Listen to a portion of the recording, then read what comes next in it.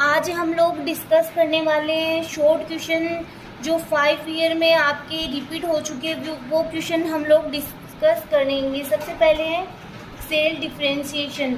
Short question में आपके कई बार पूछा जाता है कि सेल डिफरेंशिएशन क्या होता है। कि cell differentiation is known as a process in which cells become specialised. Cell differentiation एक प्रकार की प्रोसेस है जिसके अंतर्गत सेल होती है वो स्पेशलाइज हो जाती है। It is a biological process. यह एक प्रकार की बायोलॉजिकल प्रोसेस है। Cell differentiation is important because it create diversity. Cell differentiation important होता है क्योंकि यह डाइवर्सिटी क्रिएट करता है। Cell differentiation is an essential process for the development, growth and reproduction. Cell differentiation है वो एक एसेंशियल प्रोसेस है for the development, growth and reproduction के लिए। The process of converting one cell type into another cell type. की इसमें क्या होता है कि एक सेल होती है वो अनदर सेल में कन्वर्ट हो जाती है। किसके द्वारा? सेल डिफरेंशिएशन के द्वारा। अगर आपके शॉर्ट क्वेश्चन में 2 नंबर का क्वेश्चन अगर आता है तो आपको इतना तो इसमें लिखना ही पड़ेगा। फिर नेक्स्ट है father of plant tissue culture. Gottlieb Haberland is known as the father of plant tissue culture. He was German botanist who was the first to separate and culture the plant cell.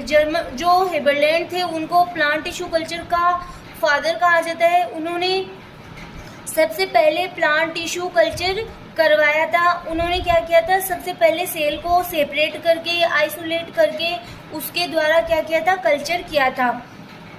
He pointed out for the first time that plant cell are totipotent. उन्होंने यह सबसे पहले notice किया था कि plant cell कैसी होती है? टोटिपोटेंट होती है।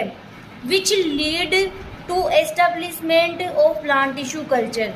नेक्स्ट है प्रोटोप्लास्ट फ्यूजन एजेंट।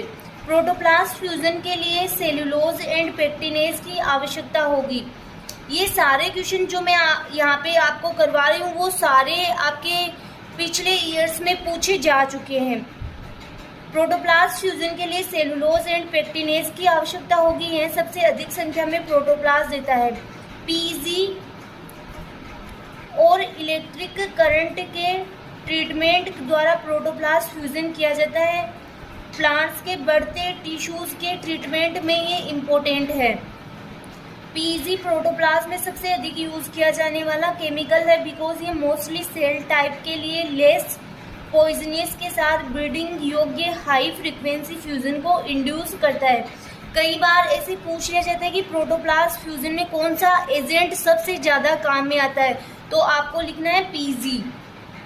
और पीजी लिख के ही नहीं छोड़ देना, आपको ये सब इसमें 2-3 लाइनें और लिखनी पड़ेगी अगर आपके 2 मार्क्स का क्वेश्चन है तो। नेक्स्ट है कि application of Soma clonal variation. Soma clonal variation है वो हम लोग अच्छी तरह से स्टडी कर चुके हैं, क्या होता है, क्या इसकी एप्लीकेशन होती है। फिर से हम लोग देख लेते हैं। Production of agronomically useful plants.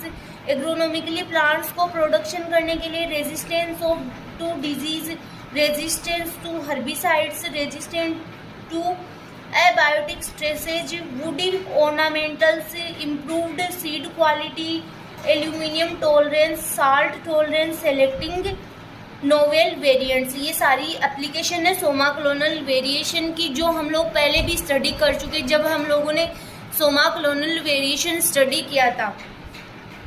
Next हम लोग देखते हैं। नेक्स्ट है आपकी स्टाइकी एंड्स। कि स्टाइकी एंड्स क्या होते हैं? चिपचिपे एंड जिसको बोलते हैं। स्टाइकी एंड्स एंडोन्यूक्लियस एंजाइम द्वारा निर्मित होते हैं। रेस्ट्रिक्शन एंजाइम डीएनए के स्ट्रैंड को पॉलीएंड्रोमिक सीक्वेंस के सेंटर से थोड़ी दूर बटे अपोजिट स्ट्रैंड पर सिमिलर 2 बेस के बीच कट करते हैं। प्रत्येक स्ट्रैंड पर स्टाइकी एंड कहे जाने वाले ओवरलैपिंग क्या होते हैं? स्ट्रेच होते हैं।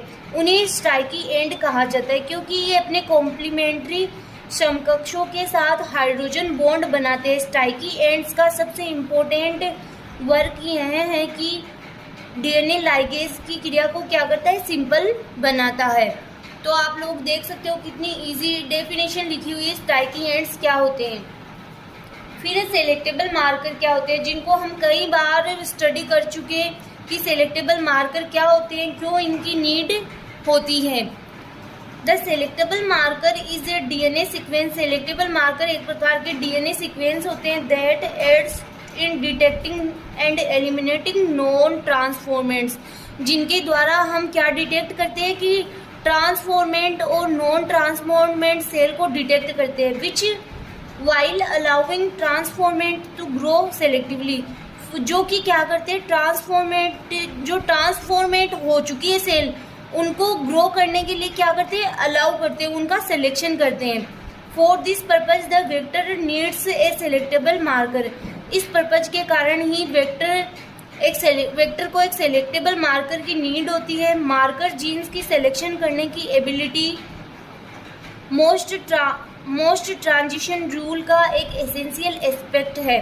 सेल में प्लाज्मिड को मेंटेन रखने के लिए सेलेक्टेबल मार्कर की नीड होती है। Because of the presence of selectable marker the plasmid become useful for the cell. तो आप ये भी इजीली नोट डाउन कर सकते हो कि सेलेक्टेबल मार्कर क्या होता है। नेक्स्ट हम लोग बात करेंगे नेचुरल जेनेटिक इंजीनियर। कई बार ये क्वेश्चन आपके पूछा गया है कि what is natural genetic engineer, या फिर ऐसे भी पूछा जाता है कि why is agrobacterium is called natural genetic engineer. Agrobacterium tumefaciens is natural genetic engineer. Any DNA inserted between the border sequence which define the tDNA will be transferred and integrate into host cell। जो agrobacterium ट्यूमिफिकेशन का TI plasmid होता है उसमें tDNA जो present होता है उसको किसी भी प्लांट सेल में ट्रांसफर किया जा सकता है और वो होस्ट सेल के साथ क्या हो जाता है, इंटीग्रेट हो जाता है। Thus Agrobacterium has become the major vector in plant genetic engineer. कई बार ऐसे भी पूछ लिया जाता है कि कौन सा मेजर वेक्टर होता है जेनेटिक इंजीनियर में, तो उसको बोला जाता है कौन सा होता है, टीआई प्लाज्मिड होता है। नेक्स्ट हम लोग बात करेंगे नाइट्रोजन फिक्सिंग बैक्टीरिया। सोइल में लार्ज स्केल में हेटेरोमॉर्फिक बैक्टीरिया पाए जाते हैं। ये बैक्टीरिया अदर ऑर्गेनिज्म के साथ डायरेक्ट कांटेक्ट के बिना इन्वायरमेंट से पर्याप्त मात्रा में नाइट्रोजन को ठीक कर देते हैं। कि ये है कि कई बार क्वेश्चन ऐसे भी पूछ लिया जाता है कि नाइट्रोजन फिक्सिंग बैक्टीरिया कौन से होते हैं, तो आप आराम से लिख सकते हो। नाइट्रोजन फिक्सेशन करने वाले बैक्टीरिया मेनली 2 टाइप के होते हैं। एक होते हैं free living bacteria, non symbiotic जिनको कहा जाता है। इसमें कौन कौन से इंक्लूड किए जाते हैं, साइनोबैक्टीरिया, ब्लू ग्रीन एल्गी जिसको कहा जाता है, Anabaena and Nostoc, such as Azotobacter, clostridium etc. Symbiotic bacteria such as rhizobium associate with leguminous plants. तो ये आपके था नाइट्रोजन फिक्सिंग बैक्टीरिया। तो आप देख सकते हो ये किस कौन कौन से टाइप के होते हैं। ये हमारे शॉर्ट क्वेश्चन है तो आपको इतना ही आंसर लिखना है जितना है। RAPD random amplified polymorphic DNA. RAPD are DNA fragments. RAPD क्या होते हैं, डीएनए फ्रेगमेंट्स होते हैं। Amplified PCR using short synthetic primers, जो कि क्या होते हैं, PCR की टेक्निक के यूज द्वारा ही क्या होते हैं, एक प्रकार के शॉर्ट सिंथेटिक प्राइमर्स होते हैं। Generally 10 base pair of random sequence. किस प्रकार के सीक्वेंस में प्रेजेंट होते हैं, रैंडम सीक्वेंस में। ये oligonucleotide forward and reverse primer दोनों के रूप में काम करते हैं और एक साथ 1 से 10 जीनोमिक साइट्स के फ्रेगमेंट्स को बढ़ाने में भी एबल होते हैं।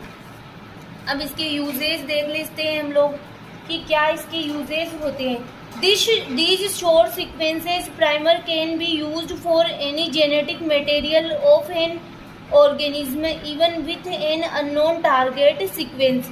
कि इस प्रकार के जो शॉर्ट सीक्वेंस प्राइमर्स होते हैं उनका यूज़ जेनेटिक मटेरियल के रूप में किया जाता है एक ऑर्गेनिज्म में, जिसके द्वारा with an unknown target sequence, एक अननोन टारगेट सीक्वेंस के रूप में। RAPD का यूज़ व्यक्तिगत लेवल पर स्टडी लाइक जेनेटिक आइडेंटिटी से लेकर निकट रिलेटिव स्पीसीज से जुड़े अध्ययन भी इसमें शामिल होते हैं। फिर माइक्रोएरी बहुत ही डीपली मैं आप लोगों को पढ़ा चुकी हूँ, फिर भी देख लेते हैं इसकी definition. A microarray is a laboratory tool used to detect the expression of thousands of gene at the same time. कि माइक्रोएरी होता है वो एक प्रकार का लेबोरेटरी टूल होता है जिसके द्वारा कि सेम टाइम में बहुत सारे जीन का एक साथ एक्सप्रेशन डिटेक्ट करने में इसका यूज में लिया जाता है। Microarray are a collection of DNA probes. Microarray होता है वो डीएनए प्रोब्स के क्या होते हैं, कलेक्शन होते हैं। एक प्रकार की क्या होती है, सॉलिड सरफेस से बनी हुई एक चिप होती है microarray. A DNA microarray is a collection of microscopic DNA spots attached to a solid surface. Microarray is known as DNA chip. Microarray को डीएनए चिप भी कहा जाता है। इसका use DNA disease gene and normal gene के बीच में difference करने के लिए किया जाता है। फिर नेक्स्ट क्वेश्चन है आपके difference between somatic embryo and zygotic embryo. तो आप लोग देख सकते हो इसका आंसर कि somatic embryos are formed by somatic cells. Embryo तो इधर के सोमेटिक एम्ब्रियो होते हैं वो सोमेटिक सेल्स के द्वारा फॉर्म्ड होते हैं, formed by fusion of gametic cells. इसमें है कि ये गेमेटिक सेल्स के द्वारा बनते हैं। नेक्स्ट है embryo have no vascular connection with the cultured explant. कि इसके अंतर्गत कोई भी वेस्कुलर कनेक्शन नहीं होता है। Embryo have vascular connection with the explant. इसके अंतर्गत वेस्कुलर कनेक्शन पाया जाता है एक्सप्लांट के साथ में।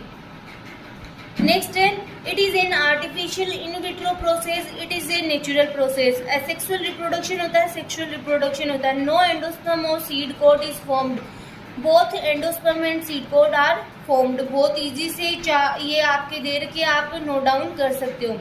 नेक्स्ट है सेंगर सीक्वेंसिंग मेथड का प्रिंसिपल क्या होता है। कई बार डायरेक्ट क्वेश्चन पूछ लिया जाता है कि what is the principle of Sengar sequence method, जो हम लोग आगे स्टडी भी करेंगे। सेंगर सीक्वेंसिंग क्या होता है। डीएनए सीक्वेंस टेक्निक इस प्रिंसिपल पर बेस्ड है कि सिंगल स्ट्रैंडेड डीएनए मॉलिक्यूल अपनी पूरी लेंथ में ओनली सिंगल न्यूक्लियोटाइड के द्वारा ही डिफरेंट होता है। कि इसका ये प्रिंसिपल होता है कि जो डीएनए जो सिंगल स्ट्रैंड होता है उसमें जो डीएनए मॉलिक्यूल होता है वो अपनी पूरी लेंथ में ओनली एक सिंगल न्यूक्लियोटाइड के द्वारा ही डिफरेंट होते हैं और इन स्ट्रैंड को पॉलीएक्रिलेमाइड जेल इलेक्ट्रोफोरेसिस टेक्निक द्वारा एक दूसरे से सेपरेट किया जाता है। तो ये इसका प्रिंसिपल है। नेक्स्ट हम लोग नोट डाउन करते हैं। आगे है सोमा क्लोनल वेरिएशन। तो कई बार आपके पूछ लिया जाता है कि सोमा क्लोनल वेरिएशन क्या होती है। Somaclonal variation is the variation seen in plants that have been produced by plant tissue culture. Somaclonal variation क्या होती है, प्लांट टिश्यू कल्चर में प्रोड्यूस की जाती है या फिर देखी जाती है।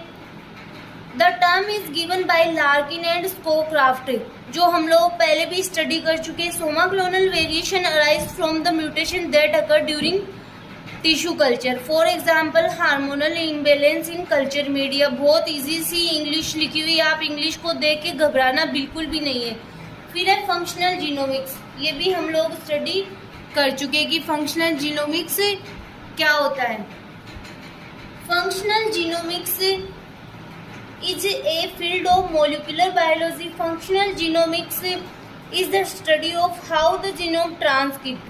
फंक्शनल जीनोमिक्स एक प्रकार का मोलिकुलर बायोलॉजी का ही फील्ड है जिसमें कि किस प्रकार से जीनोम या जीन ट्रांसक्रिप्ट होते हैं, protein to protein interaction and understanding gene function and interaction each other. ये सब किसके अंतर्गत आता है, फंक्शनल जीनोमिक्स के अंदर आता है। फिर लिमिटेशन ऑफ प्रोटोप्लास्ट रिसर्च, ये हम लोग बहुत डीपली स्टडी कर चुके हैं कि लिमिटेशन क्या होती है प्रोटोप्लास्ट रिसर्च की। It does not always produce fertile and visible seed, इसके द्वारा हमेशा ही फर्टाइल और विजिबल सीड प्रोड्यूस नहीं होते हैं। इनमें एसिमेट्रिक हाइब्रिड मिलते हैं जो अनयूजफुल होते हैं। फिर प्लूरिपोटेंसी एंड टोटिपोटेंसी में डिफरेंस पूछा गया है कि what is pluripotency and totipotency.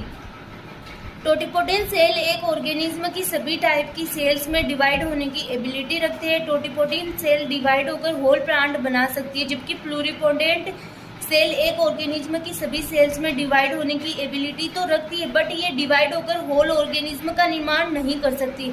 इन दोनों में मेजर डिफरेंस यही होता है कि जो टोटिपोटेंट सेल होती है वो होल ऑर्गेनिज्म का निर्माण कर सकती है, बट जो प्लूरिपोटेंट सेल होती है वो होल ऑर्गेनिज्म का निर्माण नहीं कर सकती है। ये एक ही डिफरेंस होता है इनमें मेजर, जो आप लोग नोट डाउन कर सकते हैं।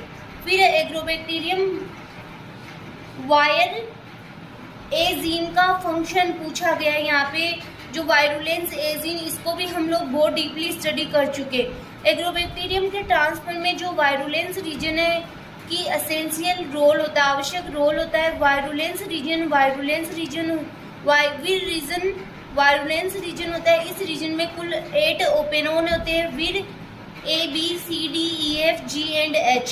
ये यहाँ पे इनके नेम लिखे हुए हैं। फिर वीर ए वायरुलेंस ए, यह एग्रोबैक्टीरियम की इनर मेम्ब्रेन में प्रेजेंट होता है and encode acetosyringone receptor protein also activated vir gene. ये किसको एनकोड करता है? एसिटोसिरिंगोन रिसेप्टर प्रोटीन को एनकोड करता है, जो कि विर जी को क्या करता है? एक्टिवेट करता है बाई फास्फोराइलेशन के द्वारा। अतः विर ए जीन ओपेरोन को एक्टिवेशन कर इंड्यूस करने में इम्पोर्टेंट होते हैं। फिर क्रायो प्रिजर्वेशन, इसको भी हम लोग बहुत डीपली स्टडी कर चुके कि क्रायो प्रिजर्वेशन क्या होता है। It conserve genetic material such a germ plasma, ये जेनेटिक मटेरियल को कंजर्व करता है, जैसे कि germ plasma. Preservation at low temperature, जैसा कि मैंने बताया क्रायो प्लस प्रिजर्वेशन। क्रायो मतलब फ्रीज ठंडी अवस्था में किसी सैंपल को फ्रीज सेव करना, प्रिजर्व करना at very low temperature -196 degree centigrade. In this low temperature all the biological activities are stop in this process is called cryo preservation।